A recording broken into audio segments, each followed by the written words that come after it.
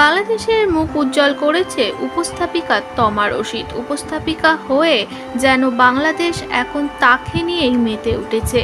থাইল্যান্ডে অনুষ্ঠিত Mrs independent international ramp শোতে তিনি বিজয়িতা হয়ে দেশে ফিরেছেন, যেখানে 141টি দেশের সঙ্গে তাকে দেখা গিয়েছে র্যাম্পে হাঁটতে।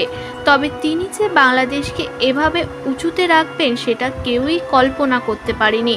এখন দেশে ফেরার পর তার একের পর এক সুবিধা, অনেক অফার আসে মুভির তার কাছে। সুপারস্টার শাকিব খানের সঙ্গে মুভি করার কথা এবার বলতে শোনা গেল সাংবাদিকদের। তমা রশিদকে জিজ্ঞাসা করলে তমা রশিদ সাফ জানিয়েছে যেখানে তার অভিনয়টা দর্শকদের চোখে পড়বে তিনি তেমন অভিনয়েই কাজ করবে।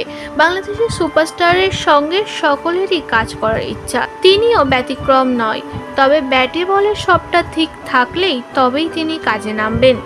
আমি একটা কথা বলেছি, যদি গল্প আমার ভালো লাগে বা ডিরেক্টরের যদি মনে হয় তমা তার জন্য পারফেক্ট, তাহলে অবশ্যই সেক্ষেত্রে আপনার প্রশ্ন মতে মেগাস্টারের কথা যেহেতু এসেছে, অবশ্যই গল্প দেখবো। ওনার সাথে কাজ করার স্বপ্ন বাংলাদেশের প্রতিটা মানুষের আছে, সেখানে আমি এটা নতুন করে বলবো না, আমার অনেক স্বপ্ন, এটা আপনারাও বুঝতে পারেন, প্রতিটা মানুষেরই বাংলাদেশের স্বপ্ন। কাজ যদি আসে চিন্তা ভাবনা করে দেখা যাবে।